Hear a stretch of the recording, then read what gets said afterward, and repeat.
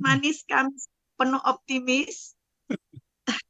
Maaf untuk kesalahan teknis pada siang hari ini. Eh, Selamat datang semuanya.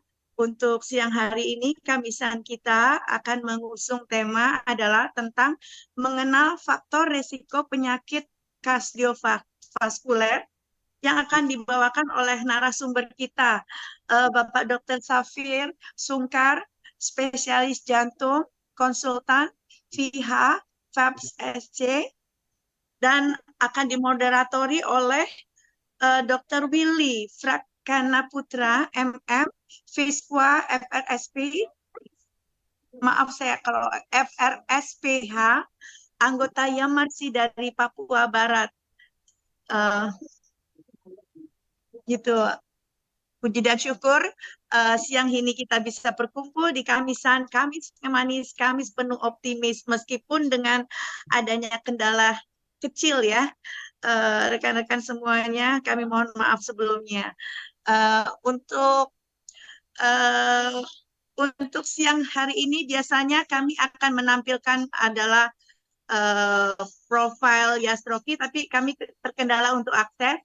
Jadi mungkin kita langsung masuk kepada ini apa namanya uh, pembuka dari Prof. Teguh Ranakusuma selaku pembina Yastroki.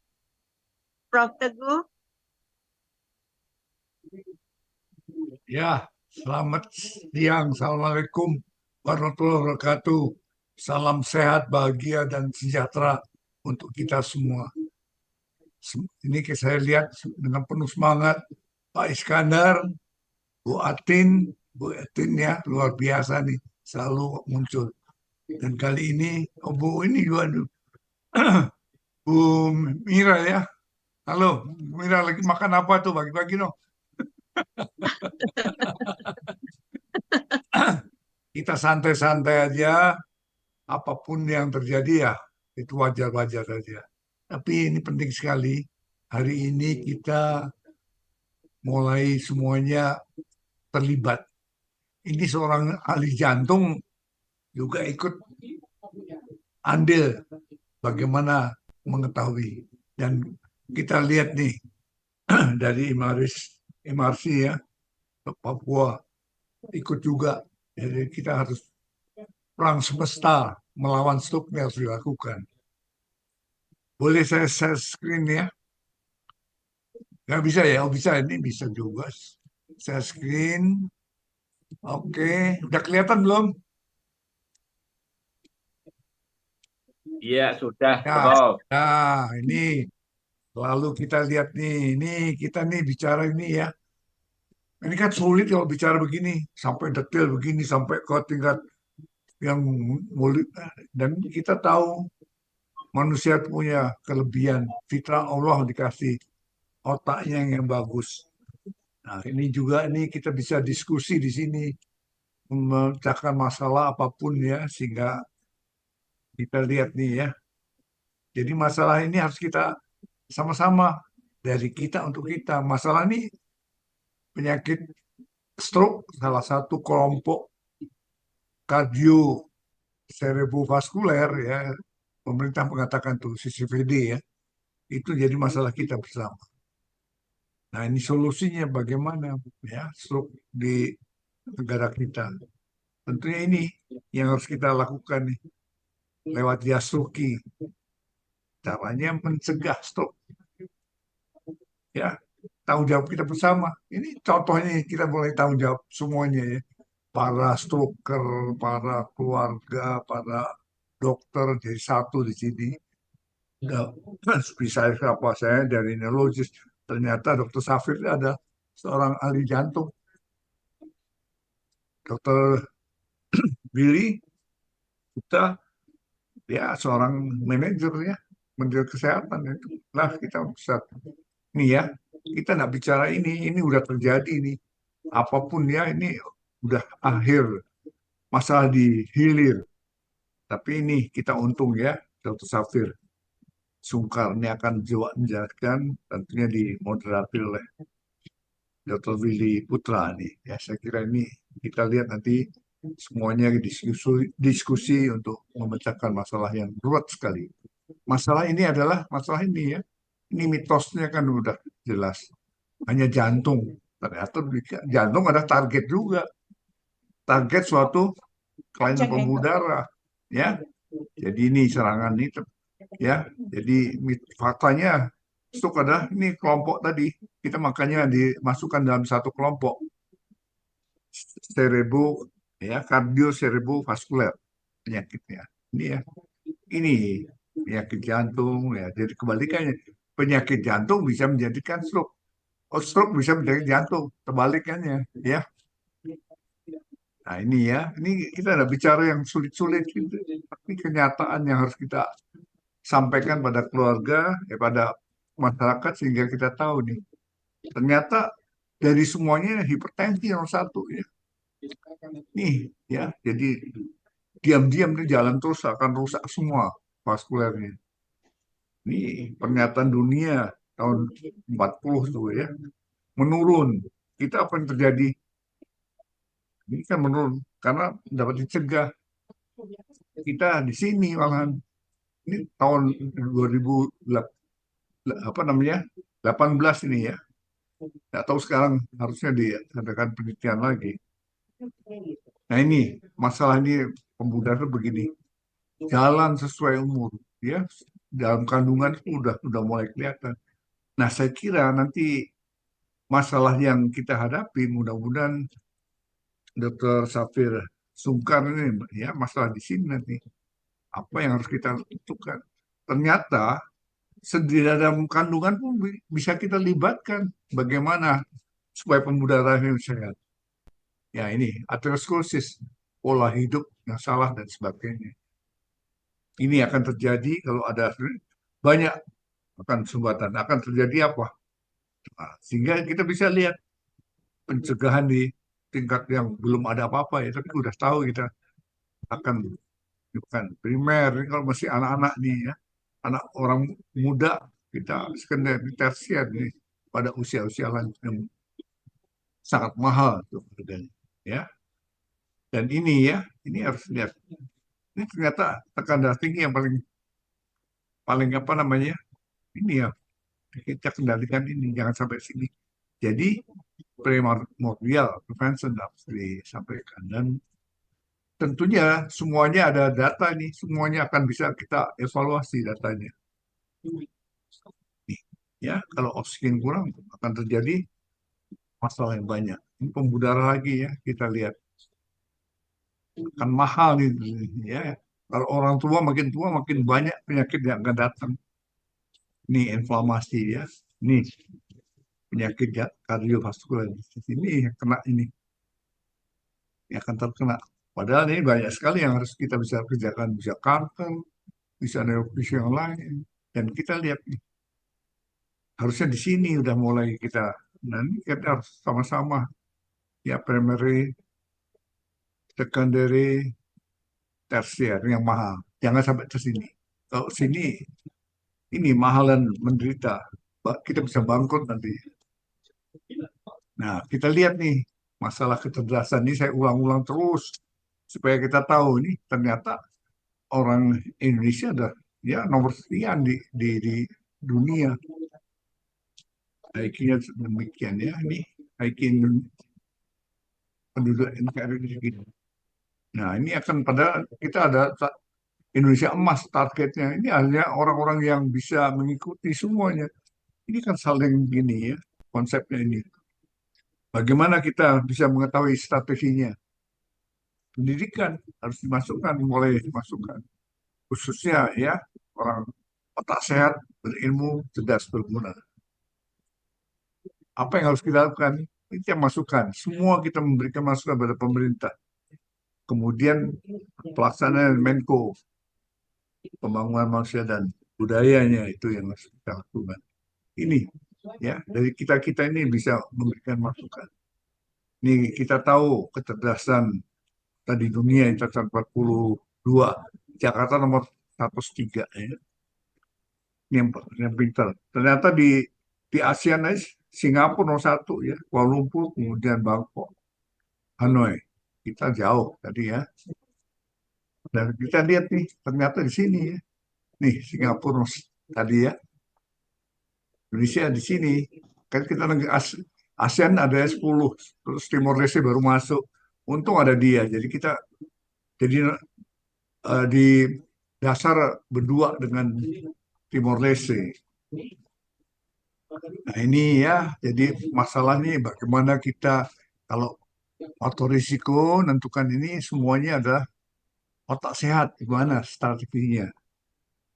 Jelas sekali tadi ya, penurunan itu stunting dan sebagainya, akhirnya otaknya nggak sehat.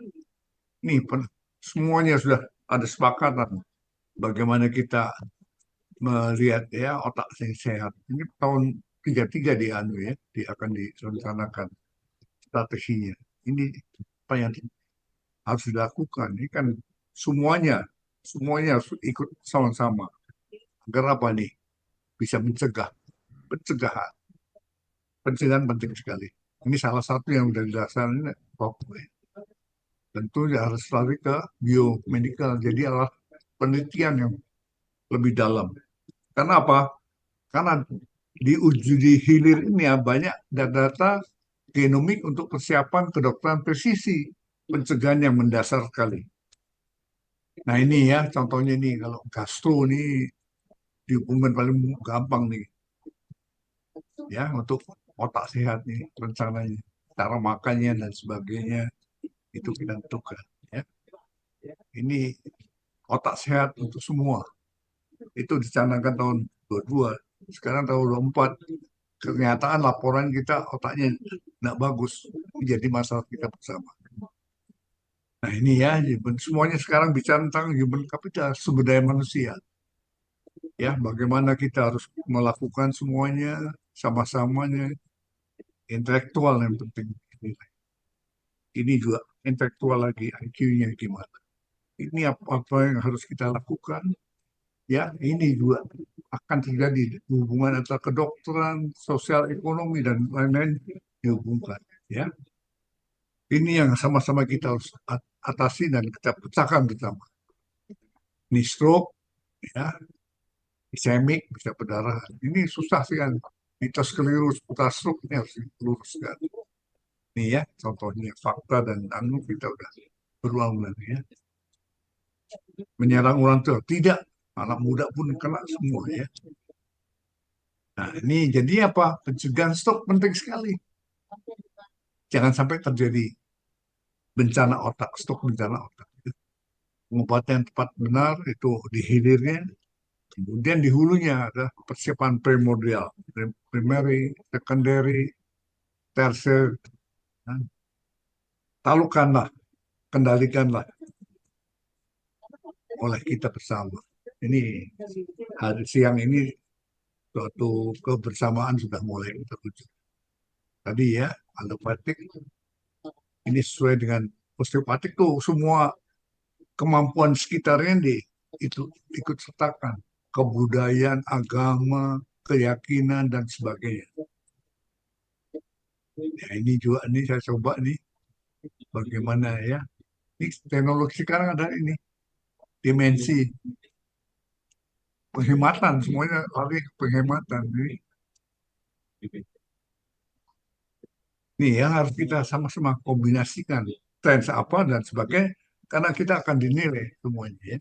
Apalagi anggaran kesehatannya rendah ya 5,5%, padahal masalah yang banyak sekali sehingga ini sesuai dengan ilmu pengetahuan teknologi ini putusan politik kalau kita tidak memberikan data apa-apa ya tidak akan bisa. Tapi yang betul adalah sesuai teknologi saat ini dan kondisi dan lingkungan hidupnya, kepercayaan, kultur budaya dan sebagainya harus dilibatkan.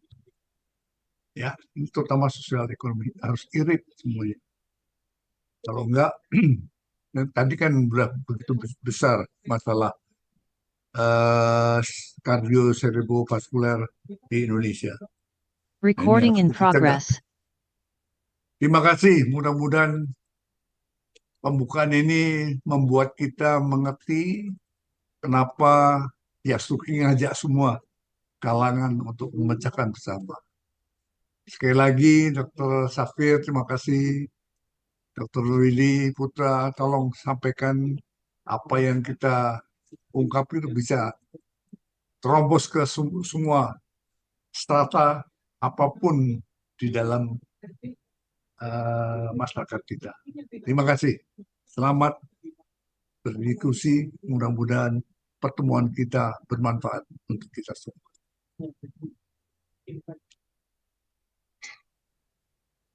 Terima kasih Profesor Teguh Kusuma atas keynote speaker dalam Kamisan siang hari ini.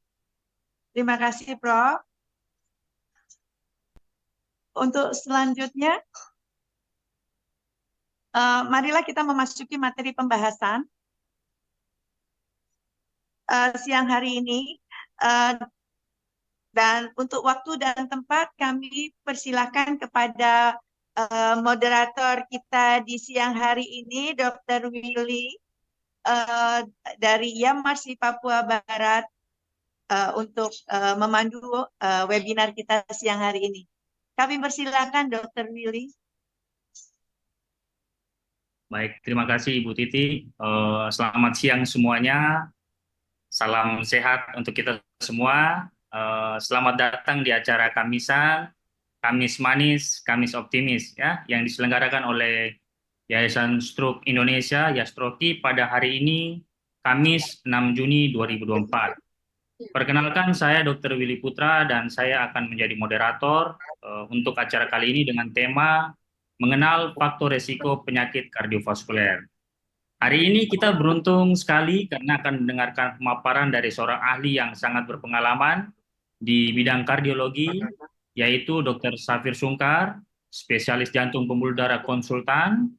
Beliau juga Fellow of Indonesian Heart Association dan juga Fellow ASEAN Pacific Society of Cardiology.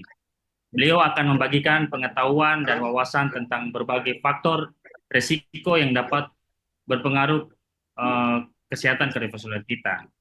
Sebelum kita mulai pemberian materi dari Dr. Safir Sungkar, izinkan saya untuk menyampaikan beberapa hal. Yang pertama kepada Dr. Safir Sungkar, waktu pemberian materi yang akan diberikan yaitu 30 menit. Kemudian kedua, setelah sesi pemberian materi kita akan masuk ke sesi tanya jawab. Jadi Bapak Ibu dapat mengajukan pertanyaan melalui kolom komentar dan juga nanti dapat langsung raise hand setelah sesi pemaparan materi. Saat berjalannya pemaparan materi, Bapak Ibu diperbolehkan untuk mengetik komentar langsung, sehingga nanti ketika sudah selesai, saya dapat langsung membacakan dan menyampaikan ke pemateri. Tanpa berlama-lama lagi, mari kita sambut Dr. Safir Sungkar, spesialis jantung pembuluh darah. Kepada Dr. Safir Sungkar, dipersilakan. Ya, baik. Terdengar suara saya ya. Terima kasih Dr. Willy atas introduksinya. Assalamualaikum warahmatullahi wabarakatuh. Selamat siang semuanya, salam sehat. Di siang hari yang berbahagia ini, sebelumnya saya mengucapkan terima kasih yang sebesar-besarnya diberikan kehormatan untuk bisa mengisi ataupun menjadi narasumber di acara Yastroki. Ya, terima kasih juga untuk segenap pengurus ya, baik itu pembina maupun pengurus. Tadi juga di sini ada Prof. Teguh yang sudah membuka wacana dulu ini, maksudnya membuka pemahaman kita bahwa ternyata antara jantung dengan otak ini dekat ya, bahkan pembuluh darahnya nyambung, jadi dari jantung naik ke atas sampai ke otak ya. Ini terima kasih Prof. Teguh atas undangannya. Mudah-mudahan apa yang kami sampaikan pada siang hari ini bisa ya sedikit memberikan pencerahan dan mudah-mudahan bisa bermanfaat, dan juga kepada seluruh panitia yang mungkin tidak bisa saya sebutkan satu persatu. Terima kasih juga kepada seluruh peserta ya, mudah-mudahan antusias dalam mengikuti acara webinar siang hari ini hingga akhir. Oke, langsung saja saya akan menyampaikan materi. Ini saya share screen ya.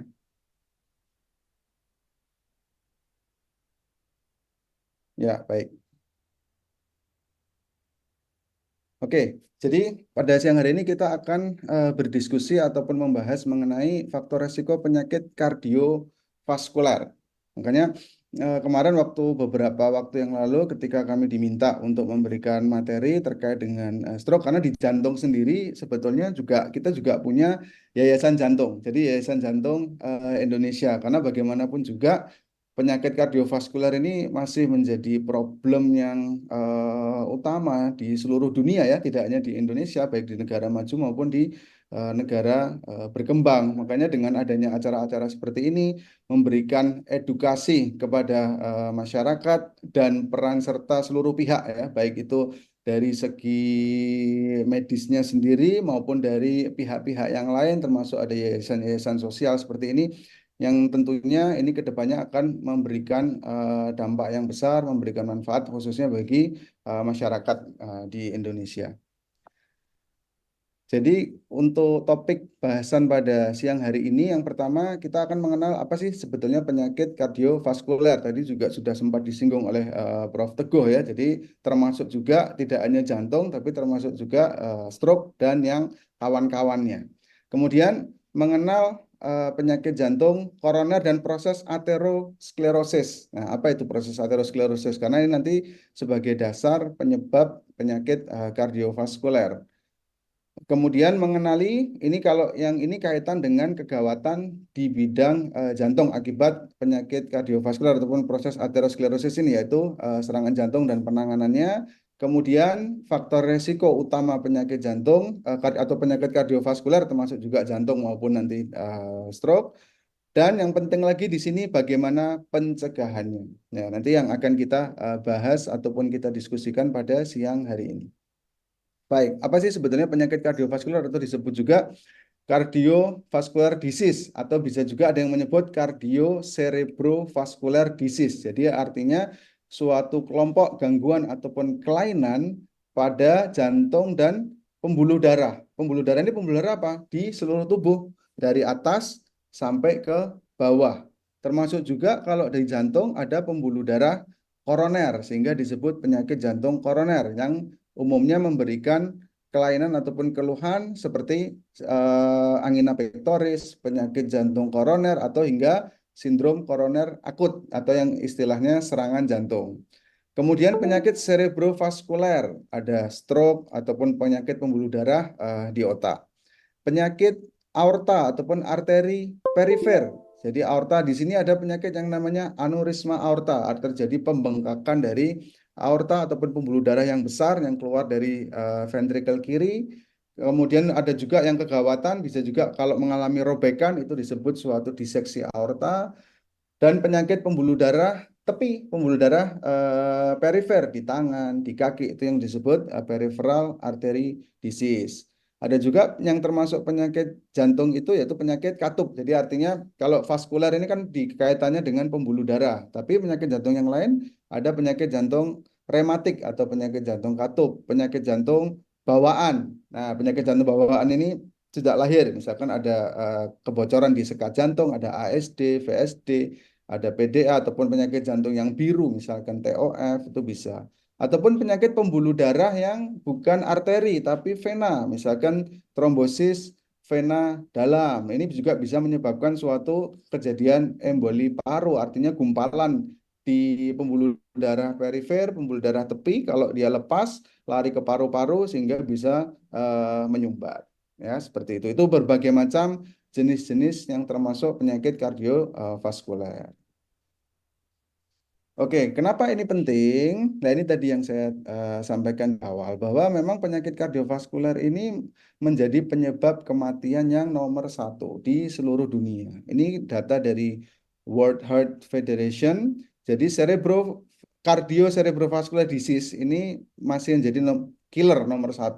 Ya, ini menyebabkan tadi kelainan tidak hanya di jantung, termasuk juga stroke ya, karena nyambung ya, vaskulernya juga nyambung. Di sini berkontribusi terhadap 18,6 juta kematian akibat cerebrovascular disease ini, dan ini termasuk yang paling tinggi ya kalau dibandingkan dengan yang lainnya. Kita lihat di sini ada cancer, ada respiratory distress, ada misalkan infeksi HIV ya. Itu kalau dibandingkan dengan penyakit jantung dan pembuluh darah termasuk juga stroke, itu angkanya signifikan sekali dan ini menyumbang lebih dari 30% ataupun lebih dari sepertiga angka kematian di seluruh dunia.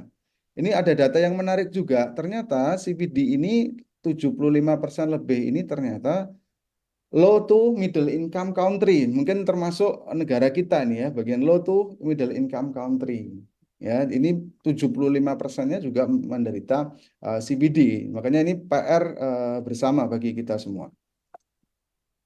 Oke, di sini diperkirakan data yang lainnya dari WHO, dari CDC, dari Riskedas, data nasional itu 80 juta orang di seluruh dunia mempunyai satu atau lebih tipe penyakit jantung. Dan di sini lebih dari 600.000 orang itu meninggal tiap tahunnya akibat penyakit jantung.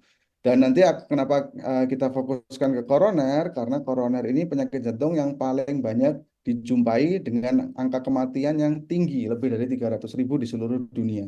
Data di Indonesia sendiri di Riskesdas tahun 2013 dan 2018 ini mengalami tren peningkatan dari yang tadinya 0,5% menjadi 1,5%. Kalau dengan populasi penduduk Indonesia hampir 300 juta, 270 juta lebih, ya mungkin sekitar 3 juta orang ya menderita penyakit cardiovascular disease. Oke, ini pendahuluan jadi fakta-fakta seputar jantung. Kita tahu bahwa jantung ini organ yang vital, organ yang penting. Kenapa? Karena jantung ini organ yang tidak pernah berhenti bekerja maupun berdenyut ya. Walaupun kita sedang istirahat, kita sedang bahkan tidur pun itu jantung akan tetap bekerja 24 jam ya. Dan normalnya jantung itu kurang lebih berdenyut sekitar kurang lebih 70, 60, 70, 80 ya, masing-masing orang berbeda. Dan sekali denyut itu memompahkan darah sebanyak normalnya kurang lebih sekitar 50 sampai 70 cc. Jadi dalam satu menit jadi curah jantung itu memompahkan darah sekitar 5 liter ya. Ini darah yang dipompa setiap menitnya. Dan di sini mengitari kurang lebih 100.000 kilometer pembuluh darah. Jadi pembuluh darah di tubuh kita ini kalau diurai kecil-kecil dari yang paling besar sampai yang paling kecil itu panjangnya kurang lebih sekian. Dan kalau dihitung dengan denyut 70 kali ternyata jantung ini berdenyut 100.000 kali per hari ataupun sekitar 2,5 miliar kurang sepanjang hidup kita. Nah, ini tentunya organ yang vital ini patut dijaga dengan baik sehingga kalau fungsinya berjalan dengan baik karena jantung ini memompa darah. Jadi apa yang dipompa darah? Darah ini isinya apa? Isinya oksigen, isinya nutrisi untuk kebutuhan organ-organ yang di sekitar. Karena ketika memompa darah, darah keluar dari jantung itu dipompakan ke seluruh tubuh. Baik termasuk juga ke otak, termasuk juga ke paru-paru, termasuk juga ke ginjal, termasuk ke organ-organ pencernaan, ke otot, dan yang lain sebagainya. Sehingga ketika fungsi pompa jantung ini bagus, menyebabkan fungsi organ-organ yang lain baik. Makanya saling terkait antara jantung dalam hal ini, kalau jantung dengan otak itu saling terkait. Ketika fungsi jantungnya bagus, pompanya bagus, aliran darah yang sampai ke otak bagus, tentunya fungsi otak dapat bekerja dengan baik. Ya, seperti itu. Nah, ini penyakit jantung koroner. Kalau koroner itu sendiri ketika jantung ini bermasalah, salah satunya yaitu penyakit jantung koroner yang paling banyak dijumpai ya. Itu akibat adanya suatu penyempitan ataupun penyumbatan pembuluh darah koroner. Jadi pembuluh darah koroner ini pembuluh darah yang memberikan makan ke jantung. Tersumbat akibat apa? Adanya suatu endapan lemak, kolesterol, LDL, dan lain sebagainya. Ini menyumbat sehingga mengakibatkan suplai darah ke jantung itu terganggu. Dan lama-lama kalau terjadi sumbatannya semakin ketat, kemudian plak yang menyumbat pembuluh darah ini pecah, menutup pembuluh darah, ya ini yang disebut serangan jantung. Kita lihat di sini progresivitas dari plak ataupun penyumbatan. Ini pembuluh darah yang normal itu seperti ini. Jadi mulus, rata, ya. Kemudian ada penyumbatan masih ringan. Kalau masih ringan umumnya aliran darah masih lancar ya. Seiring berjalannya waktu, seiring dengan faktor resiko yang mungkin tidak terkontrol, ini plak ini akan menyempit sehingga bertambah berat. Sehingga kalau sampai penyempitannya berat itu Nah, ini baru nanti umumnya mulai muncul keluhan. Ya, ada. Jadi plak yang menyumbat di pembuluh darah koroner itu pecah sehingga menutup lumen pembuluh darah koroner di jantung. Nah ini ketika tersumbat tidak mendapatkan akhirnya jantung ataupun koroner tidak mendapatkan suplai makanan, suplai oksigen sehingga fungsi pompanya akan mengalami penurunan. Ini ya. Jadi kalau koroner ini suatu gawat darurat dan ini tingkat kematiannya termasuk tinggi kalau tidak tertangani dengan cepat dan dengan baik ya. Akibatnya apa serangan jantung ini? Kalau seandainya pasien tersebut bisa survive, kalau otot jantung yang mengalami kematian itu banyak, ini mengganggu fungsi pompa jantung. Jadi jantungnya akan mengalami kelemahan dan ini bisa mengakibatkan terjadinya gagal jantung. Nah, ini konsekuensi dari suatu sindrom koroner akut ataupun serangan jantung. Nah, ini tadi dasarnya. Tadi sudah disampaikan juga oleh Prof. Teguh. Sama sebetulnya. Karena dasar pembuluh darah ini, kelainan di pembuluh darah yang terkait dengan ini yaitu adanya suatu proses aterosklerosis. Baik itu pembuluh darah yang di jantung maupun pembuluh darah yang di otak. Sama juga dengan di otak. Ketika proses aterosklerosis ini semakin berkembang, semakin berkembang, ketika menutup ataupun pecah, yaitu menimbulkan serangan. Kalau di jantung namanya serangan jantung. Kalau di otak yaitu yang disebut stroke ya seperti itu. Dan sebetulnya proses aterosklerotik ini proses yang kontinu ataupun berkelanjutan. Ini dimulai dari sebetulnya dari dekade-dekade awal dari kehidupan. Dekade 1, dekade 2 itu sebetulnya sudah mulai terjadi proses aterosklerotik. Akan tetapi proses ini bisa terus berkembang atau proses ini stabil, stuck artinya tidak sampai menyebabkan terjadinya penyumbatan. Itu tergantung dari tadi manajemen faktor resiko. Faktor resikonya apa? Nanti akan saya sampaikan di belakang ya. Seiring berjalannya waktu ini akan berkembang, mulai dekade ketiga, dekade keempat ini semakin numpuk. Kalau nanti faktor resikonya tidak terkontrol, ini semakin cepat untuk menumpuk, lama-lama menyempit, dan kalau ada trigger sesuatu, ini pecah. Ketika pecah, nah ini yang menyebabkan penyumbatan. Kita lihat di sini, kalau ada penyumbatan di yang bawah ini, misalkan penyumbatan masih sekitar 50%, itu umumnya masih belum ada keluhan yang signifikan, kecuali kalau dipicu aktivitas yang berat itu baru muncul. Ataupun masih 30%, ini umumnya masih tidak terasa. Tapi ketika sumbatannya sudah 70, 80, bahkan 90% atau lebih, nah ini yang beresiko untuk terjadi serangan jantung. Kita bisa bandingkan antara pembuluh arteri yang normal dengan pembuluh arteri yang menyempit akibat adanya sumbatan ataupun plak.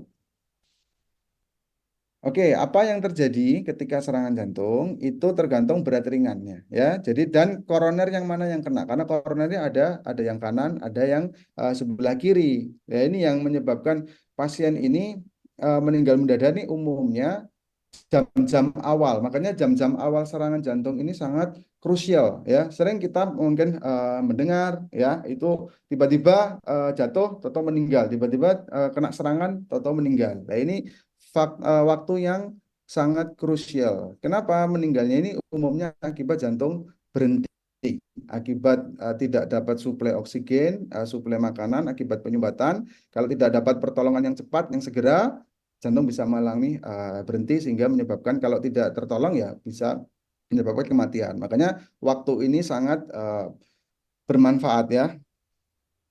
Oke, dan umumnya mendadak ya, bisa juga tanpa ada tanda-tanda sebelumnya. Bagaimana kita mengenalinya? Nah ini, jadi artinya kalau kita bilang kalau stroke itu kan misalkan serangan stroke, pasien nggak sadar ya, bisa juga salah satunya mungkin tidak sadar ataupun ada kelemahan anggota itu anggota gerak ya, itu stroke. Sedangkan kalau untuk ke jantung umumnya nyeri dada, rasa tidak nyaman, nyeri dada kurang lebih 20 menit atau lebih dari itu ya, minimal 20 menit. Jadi nyerinya terus-terusan berat, ada gejala penyertanya. Gejalanya apa? Keringat dingin, kemudian mual, pusing, lemas, dada terasa berat. Itu tanda-tanda ataupun gejala dari penyakit jantung koroner ataupun serangan jantung. Nyerinya seperti apa? Jadi nyeri pada serangan jantung ini nyerinya khas. Ya, nyeri khas itu artinya nyerinya di dalam ya, di belakang dinding dada, artinya di belakang tulang dada, jadi di dalam rasanya. Seperti apa? Seperti di tindih, seperti di remas, seperti di tusuk di iris, ataupun seperti tercekik kebakar. Jadi nyerinya itu lebih ke berat, nyeri tumpul. Kemudian bisa juga dijalarkan di leher, rahang bawah, bahu, terutama bahu sebelah kiri. Kemudian bisa juga ke punggung, kadang-kadang juga ke ulu hati. Ini penjalarannya. Dan ada gejala yang lainnya. Gejala yang lainnya apa? Misalkan sampai keringat dingin. Ya, jadi kalau hanya nyeri biasa, bisa juga nyeri itu angina. Jadi angina pectoris itu juga nyeri. Ya, itu juga bisa juga koroner, tapi belum tentu serangan. Kalau serangan ini tipe nyerinya lebih berat, lebih hebat, biasanya sampai ada keringat dingin, buat nafas susah, ya kadang juga berdebar, sesak. Itu tipe nyeri serangan jantung. Nah, ini penjalarannya ya. Bisa di belakang tulang dada, kemudian menjalar ke leher, menjalar ke bahu kiri ataupun lengan kiri, ya kadang-kadang ke rahang, ataupun juga ini yang kadang sering dikaburkan dengan mah akut misalkan ya. Jadi di ulu hati ya disangka sakit mah, tapi ternyata itu bisa juga suatu serangan. Makanya perlu pemeriksaan lanjutan ataupun menjalar ke belakang ke punggung. Ya. Kalau terjadi seperti ini gimana? Karena ini merupakan suatu kegawatan. Intinya kalau memang tadi ya keluhannya khas, pastikan dulu. Kalau ini memang ini kok kayaknya serangan, ya tentunya jangan panik dan segera bawa ke rumah sakit ataupun ke fasilitas kesehatan yang terdekat dulu untuk mendapatkan penanganan segera. Karena tadi kematian tertinggi ini di jam-jam pertama. Semakin cepat pasien mendapatkan pertolongan, itu semakin bagus. Sama juga mungkin dengan stroke. Stroke ini juga ada istilahnya golden period. Artinya semakin cepat mendapatkan pertolongan, itu kemungkinan untuk recovery, kemungkinan untuk pulihnya itu semakin baik ya. Kalau memang ada obat-obatan yang biasa diminum, misalkan aspirin ataupun isosorbit ya, ISDN di bawah lidah, itu bisa diberikan untuk pertolongan pertama. Tapi ini tidak menunda untuk langsung segera dibawa ke rumah sakit. Kalau memang memungkinkan rumah sakit itu lebih baik karena fasilitasnya lebih lengkap. Nah, ini contohnya, ini saya kasih By a ilustrasi blockage of blood flow gambar. to your heart Bagaimana? muscle, this video will help you Sorry. by a blockage of blood flow Ya. to your heart muscle. Bagaimana This video terjadinya will help you sumbatan understand the koroner condition yang and its menyebabkan treatment. terjadinya Your serangan heart is a jantung. muscular organ that pumps blood containing the oxygen and nutrients your body needs. Ya, ini kita The lihat di main sini pumping chamber of jantung your heart is the memompa left terus-terusan ya. ventricle. Ini When your left ventricle bilik kiri contracts, ataupun it ventricle sends kiri oxygen-rich ya, blood kemudian to ini your body ventricle through a kanan, large yang artery atas ini called ada atrium kiri aorta. dan atrium kanan. Nah, ini aorta Connected ini to pembuluh your darah aorta besar. are small arteries Ya. called Dari aorta ini coronary keluar arteries. koroner. Ini pembuluh darah koroner yang sebelah kanan, Blood ini yang flows from your sebelah aorta kiri. through the coronary arteries Nah, ini kita lihat di sini to supply your proses heart muscle with penumpukan oxygen lemak. and nutrients. Nah, ini darah. Darah mengalir kalau lancar, alirannya lancar, itu During darahnya your heart mengalirnya attack, juga lancar. blood flow through Ketika one of ada your coronary penyumbatan arteries ini, may have been dia severely akan menyumbat. reduced Nah, lama-lama or alirannya tidak lancar completely nih. blocked. Terganggu nih The karena ada reduced blood penyempitan di flow sini. may have been caused Ya. by a buildup of a fatty substance Oke. called Suatu plaque in your saat coronary arteries. plak ini ketika If pecah, this plaque became nah disrupted, ketika a blood pecah, clot dia might akan form menyumbat. and severely worsen the Dia akan narrowing menyumbat. or lead Nah, to a ketika sudden menyumbat di complete sini, blockage, tidak ada aliran stopping yang ke blood flow bawahnya. down the artery. Ya, nah ini yang disebut serangan jantung.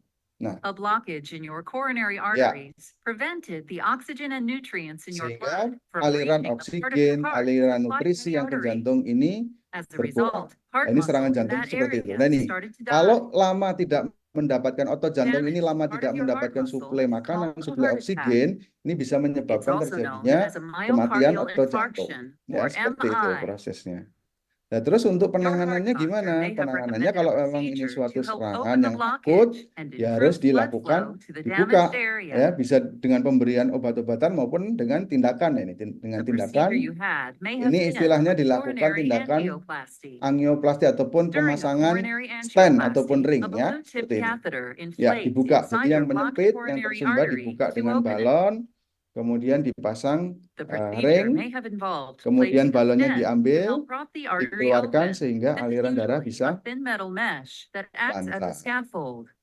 By a blockage of Ya, ya kurang lebih seperti itu proses terjadi serangan sampai penanganan yang benar ya. Nah, adapun ini tugas kita di sini nih, mengenal faktor resiko penyakit kardiovaskular. Jadi faktor resiko kardiovaskular ini dibagi dua secara garis besar. Ada faktor resiko yang tidak bisa dimodifikasi, memang ya sudah seperti itu. Ada yang bisa dimodifikasi. Lah peran kita di sini yang melakukan manajemen faktor resiko yang dapat dimodifikasi. Kalau tidak dapat dimodifikasi, contohnya gimana? Genetik misalkan. Faktor genetik, faktor keturunan ya itu susah. Ya, seperti itu. Ataupun gender tertentu ya. Kalau untuk penyakit kardiovaskular ataupun koroner ini kebanyakan laki-laki. Ya, pada saat usia tertentu itu laki-laki. Tapi kalau wanita itu biasanya kalau setelah usia 60 tahun itu faktor resikonya sama antara laki-laki dan perempuan. Tapi kalau di bawah 60 tahun laki-laki biasanya lebih tinggi. Faktor usia, nah ini seiring berjalannya waktu itu juga faktor resiko yang memang alamiah, artinya tidak bisa dimodifikasi ataupun ras-ras tertentu. Tapi faktor resiko yang bisa dimodifikasi apa? Banyak sekali ternyata. Contohnya tadi hipertensi, dislipidemi ataupun kolesterol, diabetes, obesity, merokok, penyalahgunaan alkohol, diet yang tidak sehat, kemudian inactivity ya, sedentary lifestyle, jadi tidak banyak gerak atau kurang aktivitas fisik, kemudian faktor psikososial. Nah, ini semua faktor-faktor resiko ini merupakan faktor resiko yang bisa dilakukan manajemen atau bisa dilakukan modifikasi.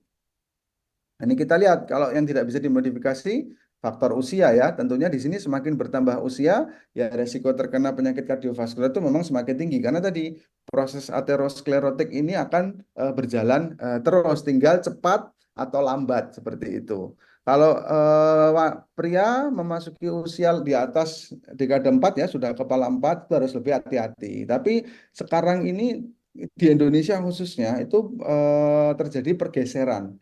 Kalau mungkin di luar ini usia-usia yang kena penyakit kardiovaskular, kena koroner itu rata-ratanya masih mungkin 60-an. Tapi kalau di Indonesia itu sudah semakin lebih muda lagi ya. Terkadang 50, 40 bahkan 30-an tahun itu kena koroner ini ya. Kalau wanita biasanya setelah di atas 55 tahun. Kenapa? Karena kalau pada wanita ini ketika masih menopause itu masih ada hormon estrogen yang mana itu merupakan kardioprotektif. Tapi setelah usia menopause itu faktor resikonya sama dengan laki-laki. Begitu juga dengan genetik ya. Kalau ada keluarga yang satu darah ya itu menderita penyakit jantung khususnya koroner, ya ini bisa beresiko terkena penyakit jantung ya. Faktor resiko yang bisa dirubah apa? Tadi diabetes ya, kontrol gula ya, karena gula ini juga kemana-mana, termasuk juga stroke ini kan dengan diabetes, dengan ini tadi ya hipertensi ini saling terkait erat ya. Ini berbagi faktor resiko antara jantung dengan otak ya. Obesity ya, ini juga salah satu faktor resiko yang bisa dikendalikan ya. Pola hidup yang tidak sehat tadi ya, kurang olahraga, merokok, mengkonsumsi makanan-makanan yang berlemak, kemudian ini juga stres ya, jangan lupa stres juga karena dengan stres hormon-hormon stres yang keluar yang tinggi menyebabkan terjadinya kerja jantung lebih berat, menyebabkan terjadinya denyut jantung meningkat, menyebabkan terjadinya naiknya tekanan darah sehingga kalau itu terakumulasi terus-menerus ya itu bisa berpotensi resiko yang membahayakan di kemudian hari. Nah, bagaimana cara mencegahnya? Yang jelas menerapkan pola hidup sehat. Ini ada istilah yaitu cerdik ya. Apa itu cerdik? Jadi C-nya cek kesehatan secara rutin. Kemudian E-nya enyahkan asap rokok. R-nya rajin aktivitas fisik ya, termasuk berolahraga dan lain sebagainya. Kemudian diet yang seimbang ya. I-nya istirahat cukup, K-nya kelola stres. Nah, ini ada berbagai macam tips ya, tips untuk supaya kita bisa pola hidup sehat. Nanti kita akan bahas satu-satu. Siapa yang harus dilakukan pencegahan? Sebetulnya secara umum semua. Jadi memang pencegahan itu ada pencegahan primer, sekunder, tersier, bahkan ada pencegahan primordial. Ya, primordial itu sebelum jauh ya pada fase-fase awal kehidupan. Kemudian pencegahan primer itu sebelum kena penyakit itu sebaiknya dicegah dulu. Karena kalau ketika sudah terkena, ya itu berarti namanya pencegahan sekunder atau bahkan tersier yang tadi dikatakan Prof. Teguh tadi. Ini nggak gampang, biayanya juga besar sekali, ya seperti itu. Di sini penyakit-penyakit pasien yang mempunyai penyakit jantung koroner atau penyakit aterosklerosis lain. Nah, itu juga prioritas yang utama nih, misalkan pasien-pasien dengan stroke, pasien-pasien dengan penyakit arteri perifer, itu juga harus dilakukan preventif ya, seperti itu. Ataupun ini individu yang sehat ya, tapi punya faktor resiko apa tadi? Merokok, hipertensi, kadar lipid ataupun lemak yang tinggi, diabetes, kemudian ataupun mempunyai faktor risiko riwayat keluarga dengan penyakit jantung koroner dan yang lainnya. Atau tadi ya keluarga dekat ya. Jadi ini terkait dengan keturunan ya, seperti itu. Oke, check up berkala gimana caranya? Jadi ada beberapa screening ya. Kalau kita tahu bahwa oh ini sudah ada warningnya lah istilahnya. Jadi kalau kita melakukan regular check up, kita tahu bahwa oh ini naik, oh ini turun, oh ini normal. Apa yang harus dilakukan kalau seandainya ada kelainan itu, sehingga sebelum terjadi kejadian, sebelum terjadi event ataupun serangan dan lain sebagainya, itu bisa dilakukan antisipasi ataupun pencegahan. Misalkan cek lab. Apa misalkan kita cek darah, monitoring gula darah, profil lipid ya, kolesterol, LDL, trigliserid dan lain sebagainya, monitoring fungsi ginjal, fungsi liver ya, dilakukan dengan pemeriksaan lab. Kalau untuk jantung sendiri ada beberapa modalitas pemeriksaan untuk screening ya, misalkan dengan EKG, rekam jantung, kita lihat, ataupun treadmill itu juga bisa, ataupun echo ini USG jantung, itu kita bisa lihat kondisi pompa jantung kita seperti apa, kemudian kondisi katup-katup jantungnya bagaimana. Nah, ini dilakukan pemeriksaan berkala. Yang sederhana apa ya, tekanan darah ya, tensi ini bisa dilakukan dimanapun, bahkan di rumah itu saya rasa sebagian besar juga punya alat ini, mudah digunakannya, bisa digunakan untuk memantau tekanan darah. Kemudian ya, tadi apa? Enyahkan rokok, karena ini sudah faktor resiko yang kuat ya. Jadi faktor resiko yang kuat dan ini sudah berhubungan, bahkan pemerintah sendiri juga sudah dengan tegas sebetulnya ya untuk menempelkan label itu kan, merokok. Ini sekarang lebih tegas lagi, merokok dapat membunuhmu. Nah, itu sudah. Ini kan dampaknya luar biasa. Ini efeknya ke pembuluh darah itu berat, membuat pembuluh darah lebih mengental, gampang kental. Kemudian membuat kerja-kerja dari organ-organ tubuh ini meningkat, misalkan kerja jantung ya, denyut jantung akan semakin meningkat, sehingga lama-kelamaan tadi proses aterosklerosisnya dipercepat tadi ya, sehingga terjadi penumpukan. Nah, kabar baiknya belum terlambat untuk berhenti. Kenapa? Ketika kita berhenti, itu berhenti selama 48 jam itu paru-paru kita sudah mulai melakukan reparasi ataupun regenerasi dari sel-sel akibat dari residu rokok. Seiring berjalannya waktu, apalagi berminggu-minggu, berbulan-bulan, itu sirkulasi darah sudah.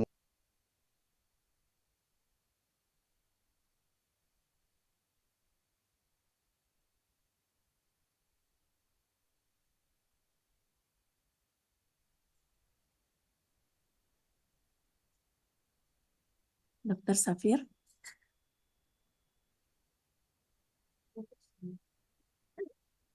Sepertinya ada kendala teknis, masalah sinyal. Kita tunggu sebentar.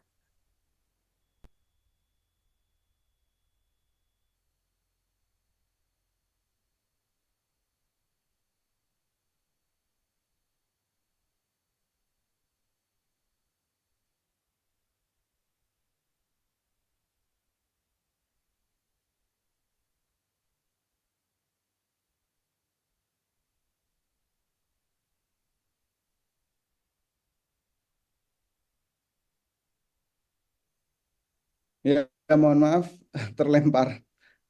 Sebentar, saya lanjutkan. Recording in progress.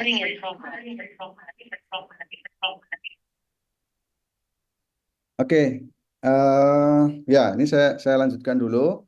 Jadi terkait dengan rokok ini ketika kita berhenti merokok itu ternyata dampaknya juga bagus dan itu sudah mulai terasa dalam beberapa hari sampai beberapa minggu, apalagi untuk dampak ke depannya ya kalau sudah bertahun-tahun. Makanya sebaiknya ketika belum terpapar rokok ataupun asap rokok ini jauh lebih bagus untuk kesehatan kita. Ya, aktivitas fisik ya.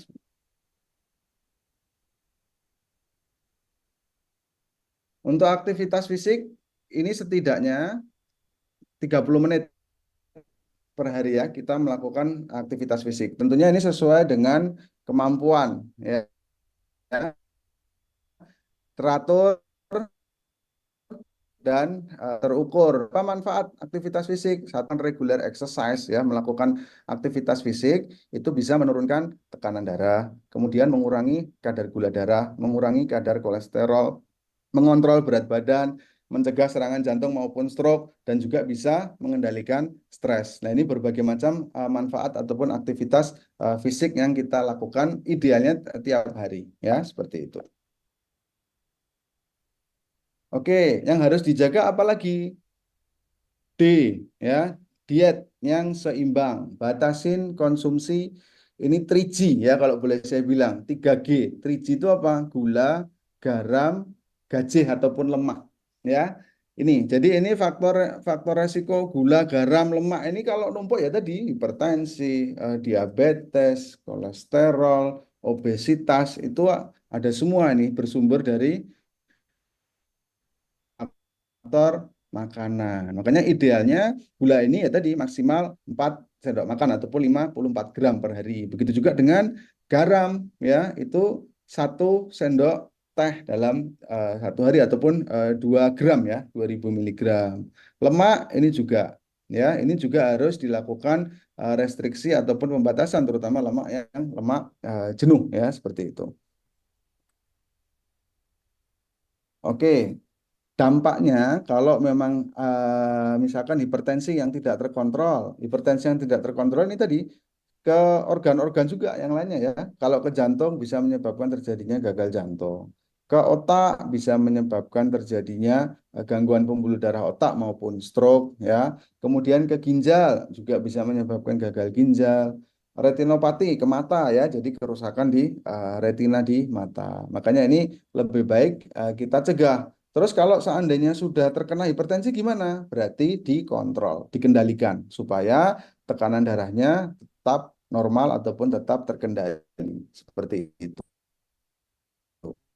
Ya, pola makan yang tidak sehat tadi ya, 3G ya, gula, garam, gorengan, lemak-lemak, minyak-minyak itu direstrik dan memperbanyak sebaliknya ya, memperbanyak memakan buah, memakan sayur, kemudian ikan. Nah, ini yang membatasi ini, yang dibatasi gorengan, lemak-lemak, manis-manis, kemudian cara makan yang tidak sehat ya, kurang buah, kurang sayur, makannya tidak teratur, ngemilnya juga berlebihan, kemudian porsi makannya juga tidak seimbang seperti itu ya. Ini bisa menyebabkan terjadinya obesitas juga. Pola makan yang baik gimana? Tadi perbanyak konsumsi buah ataupun sayur. Minum cukup ya setidaknya 8 gelas per hari ataupun 2 liter. Tentunya ini tergantung kebutuhan orang masing-masing ya. Ataupun pasien dengan kelainan ataupun penyakit tertentu memang tidak boleh terlalu banyak minum. Tapi secara umumnya kalau tidak ada masalah itu bisa kurang lebih sekian ya.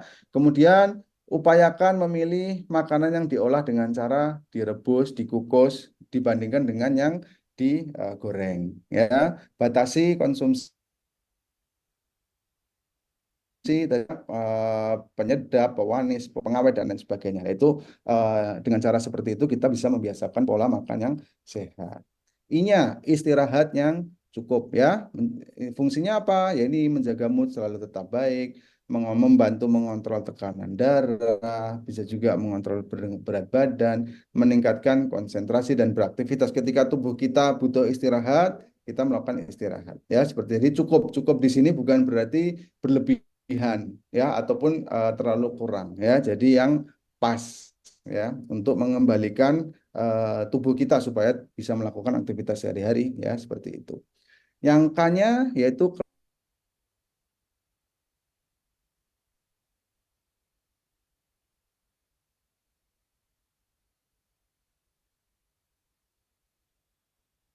stres akhirnya muncul semua ya, sakit kepala, tekanan darah tinggi, gangguan tidur, sampai depresi, gampang terinfeksi dan sebagainya ya. Bahkan ini kalau berkepanjangan ya gulanya bisa naik, tekanan jantung dan yang lain sebagainya. Nah, ini kalau kondisi stres artinya ini harus dikelola dengan baik ya, faktor psikososial. Ya, jadi di sini pesannya hindarkanlah diri Anda dari serangan jantung ataupun otak yang fatal dengan cara tadi ya, cerdik tadi ya. Terima kasih. Sekian dari saya yang bisa saya sampaikan. Mungkin masih ada waktu untuk berdiskusi. Ya, silahkan saya kembalikan ke moderator. Baik, terima kasih Dr. Safir untuk penjelasannya yang luar biasa jelas. Selanjutnya kita masuk ke sesi tanya jawab. Mungkin saya akan buka dengan 3 pertanyaan. Ada pertanyaan di kolom chat ini dok. Yang pertama untuk Dr. Safir, ini kan terkait ini dok, aktivitas fisik. Aktivitas fisik kardio ini kan peningkatan tekanan darah dok. Jadi bagaimana ini dok? Dari Pak Robi. Kemudian pertanyaan kedua dari beliau. Ya. Kalau pola betul, makan betul. keto bagaimana dok? Ini kan terbalik dari sarannya dokter tadi. Persilakan dok. Ya. Ya. Jadi gini, kalau misalkan aktivitas fisik ya, aktivitas fisik tadi ada juga menyinggung tentang rokok susah ya, karena kita nggak merokok, tapi lingkungan kita lingkungan perokok. Ya, memang itu tugas kita ya, mengkampanyekan untuk stop merokok. Kalau memang kita berada di lingkungan merokok, ya memang kita tidak bisa melarang dengan ini enggak. Paling kita ya bisanya menghindari ya, menghindari kalau ada di lingkungan perokok ataupun menjauh ketika terpapar asap rokok. Itu mungkin yang bisa kita lakukan minimalnya seperti itu. Ya, walaupun kita sendiri tidak merokok. Terus tadi terkait dengan aktivitas fisik. Aktivitas fisik, semua aktivitas fisik itu meningkatkan tekanan darah. Jadi memang ketika kita beraktivitas, tekanan darah itu harus naik. Denyut jantung itu harus naik. Kenapa? Karena kalau tidak, ketika kita beraktivitas itu tubuh membutuhkan suatu energi yang lebih, sehingga pasokan suplai oksigen, suplai darah itu harus adekuat, harus cukup. Karena kalau nggak cukup, ya akibatnya nanti bisa kolaps, bisa pingsan seperti itu. Makanya itu suatu hal yang wajar ketika kita beraktivitas terjadi peningkatan tekanan darah maupun peningkatan denyut jantung. Terus gimana caranya? Ada patokannya sebetulnya. Tidak apa-apa meningkat, tapi peningkatannya diusahakan kalau kita berolahraga mungkin kita punya pemantauan jam ya, jam smartwatch ataupun untuk olahraga itu bisa memantau denyut tekanan denyut nadi ya, terutama denyut nadi. Itu 85% dari denyut maksimal yang disarankan supaya tidak berlebihan, artinya kerja jantung ini tidak terlalu berat. Contohnya gimana? Patokannya gimana? Jadi artinya kalau kita mau tahu denyut jantung maksimal itu 220 dikurangi usia.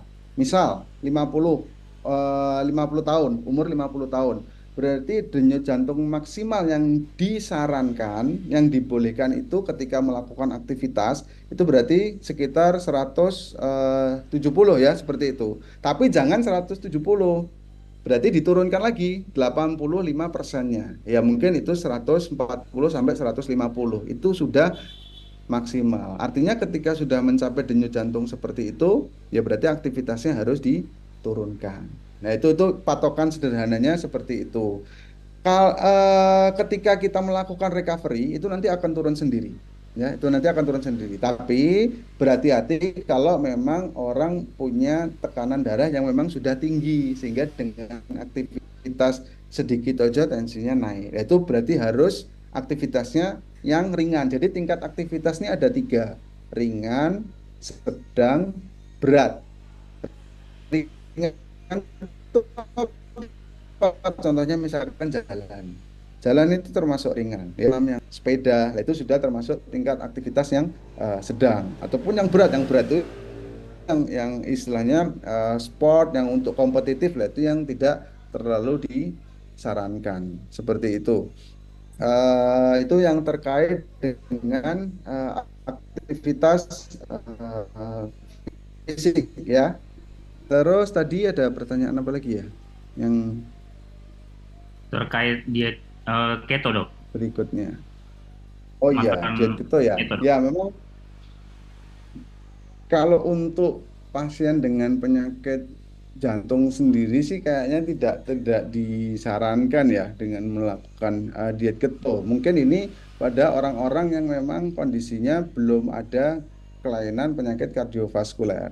Ya, tapi kalau penyakit kardiovaskuler ini dietnya lebih ke arah diet Mediterranean. Mediterranean itu ya tadi sayur, buah, kemudian sebagian kacang-kacangan ya seperti itu.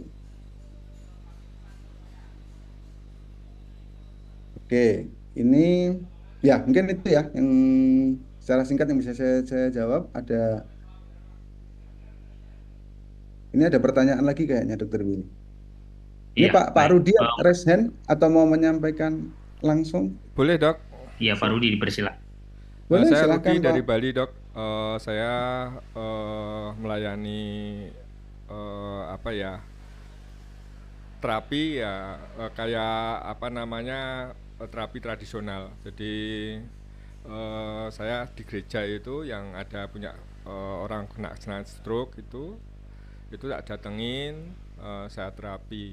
Tapi juga saya juga ada pengetesan pakai apa namanya, pengetesan tensi, tapi yang digital dok, karena yang manual masih belajar. Ya, yang saya pertanyakan gini dok, seringkali saya temukan detak nadi yang ada di tensi tes itu kan di bagian bawah ada jumlah nadi. Nah, nadi yang tertera di kedokteran rate-nya itu 60 sampai 100. Tapi rata-rata orang stroke itu 60. Paling tinggi 63. Apakah itu juga termasuk ada kaitannya dengan trombosit vena dalam, karena vena dalam cenderung adanya gumpalan darah. Apakah seperti itu dan solusinya bagaimana dok? Itu saja. Ya, oke. Ya, ini jadi memang gini. Kalau penderita stroke kaitan dengan nadi itu tidak hanya dicek denyutnya saja. Memang denyut normal orang itu kalau range normal itu antara 60 sampai 100. Sebagian kalau yang suka berolahraga, kalau usia-usia masih muda sekarang berolahraga itu bisa cuma 60-an, kurang lebih 60. Itu normal.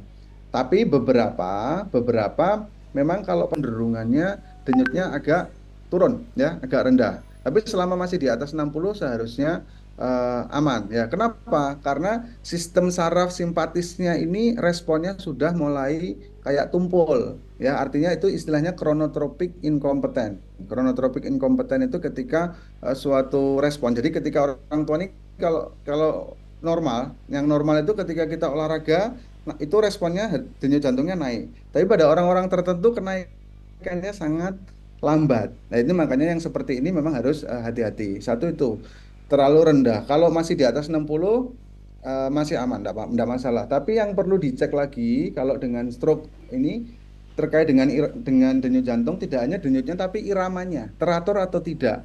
Nah, ya, sebagian itu namanya atrial fibrilasi. Ini juga salah satu penyebab stroke. Jadi atrial fibrilasi ini irama jantung yang tidak normal. Itu kita bisa mengecek nadi, dilihat mau 60, 70, 80 tapi normal enggak? Ketukannya normal enggak? Ketika tidak normal ataupun tidak teratur, nah itu segera cek melakukan perekaman EKG, karena kalau itu suatu irama jantung juga dan atrial fibrilasi ini beresiko meningkatkan stroke hingga 5 kali lipat. Jadi pasien-pasien dengan gangguan irama jantung, terutama atrial fibrilasi ini, itu beresiko terjadi stroke bisa sampai 5 kali lipat. Itu yang harus dicek seperti itu. Apakah terkait dengan DVT? Tidak, beda jalur. Kalau DVT ini kan vena ataupun pembuluh darah balik.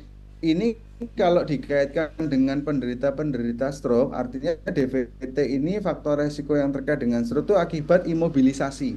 Jadi pasien stroke kalau memang imobilisasi lama, itu bisa menyebabkan terjadinya gumpalan ataupun penyumbatan darah akibat aliran darah balik yang nggak lancar. Klinisnya apa? Tandanya gimana? Tandanya ada pembengkakan. Biasanya pembengkakannya itu satu sisi di kaki, misalkan kaki sebelah kanan saja, tapi kirinya nggak ada masalah. Kanannya bengkak, nah itu hati-hati. Itu harus dilakukan evaluasi lanjutan. Karena tadi DVT ini ataupun penyumbatan vena dalam, ya kalau yang tadi yang saya bahas itu tentang koroner itu ini kan arteri. Kalau ini vena, itu kalau DVT ini lepas, bisa lari masuk ke dalam jantung, itu bisa menyumbat pembuluh darah paru-paru. Nah, itu bisa sesak pasien. Seperti itu, Pak. Ya, terima kasih dok. Satu lagi dok, kalau boleh dok. Ada yang saya temukan itu Ya. di tangan itu di bawah kulit itu keluar seperti darah dok, tapi darahnya tidak sampai keluar. Itu seringkali berputar, ganti-ganti terus. Nah itu, saya dulu pengecekan tidak pakai alat ya, tapi dari jari itu saya pegang di tangan, di detak itu. Memang benar yang diutarakan dokter. Apakah yang darah yang Ya. keluar di bawah kulit itu termasuk ada pengaruhnya dari jantung atau enggak? Itu aja yang terakhir dok. Terima kasih.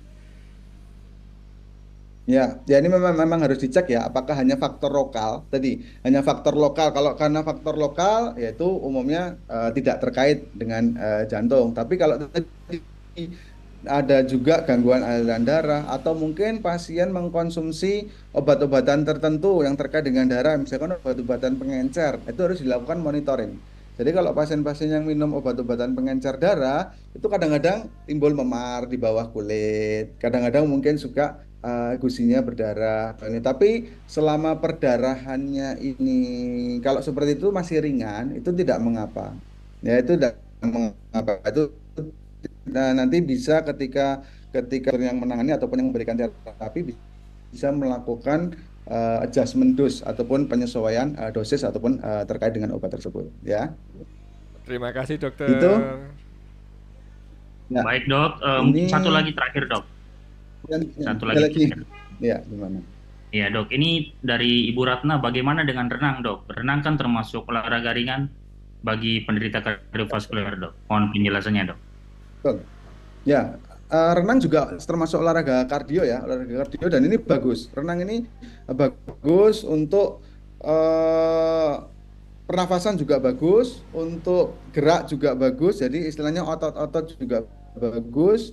Untuk misalkan kalau usia lanjut itu sendi ya, sendi-sendi itu juga bagian dari terapi juga sebetulnya renang. Cuman berenang ini sesuai dengan kemampuan juga ya, sesuai dengan kemampuan kita, sesuai dengan kebutuhan. Artinya memang tidak harus selalu renang, tapi boleh nggak? Boleh, renang itu boleh. Cuman tadi ketika berenang tetap patokan berolahraga itu renang pun kan juga berat ya, renang itu juga ini. Jadi patokannya tadi denyut jantungnya jangan sampai terlalu cepat sehingga payah. Yang tadinya olahraga ini harusnya menyehatkan, kalau ketika berlebihan ya itu malah bisa membahayakan. Tapi itu salah satu olahraga yang dianjurkan. Ya, di samping kalau olahraga yang lainnya kan tadi jalan, jogging, kemudian bersepeda ya seperti itu. Kalau untuk penderita kardiovaskular itu menghindari olahraga yang sifatnya sport kompetitif. Kompetitif itu apa? Tadi tenis, badminton, volley, itu sebagai dihindari. Tapi yang lebih ke endurance atau kebugaran seperti itu. Ya. Baik, terima kasih dokter untuk penjelasannya. Bapak Ibu mungkin masih banyak pertanyaan, namun kita terkendala dengan keterbatasan waktu. Terima kasih kepada Dokter Safir, luar biasa ya atas semua peserta yang telah berpartisipasi dalam sesi tanya jawab ini. Semoga jawaban dari Dokter Safir Sungkar dapat memberikan pencerahan dan solusi bagi kita semua. Selanjutnya mungkin saya mengambil kesimpulan beberapa poin yang akan saya sampaikan terkait dari presentasi yang disampaikan oleh Dr. Safir. Mungkin yang pertama yaitu kita telah dijelaskan terkait tanda dan gejala penyakit jantung ya dok. Penyakit jantung koroner seperti nyeri dada yang khas, terus kemudian di belakang tulang dada, terus berada di sebelah kiri, Kemudian jika ada tanda-tanda seperti itu, kita harus segera bawa ke rumah sakit karena pentingnya kita tahu bahwa kematian itu terjadi pada jam-jam pertama. Kemudian poin yang kedua yaitu terkait faktor resiko. Faktor resiko terbagi menjadi dua. Ada faktor resiko yang dapat dimodifikasi dan tidak dapat dimodifikasi. Yang dapat dimodifikasi tadi seperti diabetes, kemudian kita harus kontrol gula darah, kemudian ada hipertensi, kita harus kontrol tekanan darah, kemudian kolesterol, merokok, diet yang tidak sehat, dan kurangnya aktivitas fisik. Kesimpulan poin terakhir yaitu bagaimana mencegah penyakit kardiovaskuler. Tadi sudah dijelaskan dari dokter bahwa kita lakukan cerdik ya dok, yaitu cek kesehatan, terus enyahkan asap rokok, rajin aktivitas fisik, diet seimbang, istirahat cukup, dan kelola stres. Baik, semoga informasi yang telah kita dapatkan hari ini bisa menjadi bekal berharga untuk menjaga kesehatan kardiovaskuler kita dan orang-orang terdekat. Waktu selanjutnya saya kembalikan ke MC. Terima kasih. Terima Ya, kasih. terima kasih. Terima kasih. Alhamdulillah telah kita dengarkan pemaparan siang hari ini materi dari Dr. Safir Sungkar, spesialis penyakit jantung. Materi yang sangat menarik ya, karena memang kita sini sesuai dengan tujuan kita bersama adalah menuju Indonesia sehat seperti itu. Jadi ini materi yang sangat menarik sekali. Terima kasih Dr. Safir atas materi yang telah dibagikan, dan juga saya ingin mengucapkan terima kasih juga kepada Dr. Willy selaku moderator kita di siang hari ini.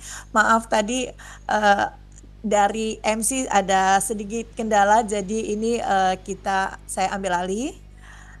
Dan juga saya mengucapkan terima kasih kepada sahabat Kamisan yang selalu setia hadir pada siang hari Kamis dan selalu semangat untuk mendengarkan pemaparan ini.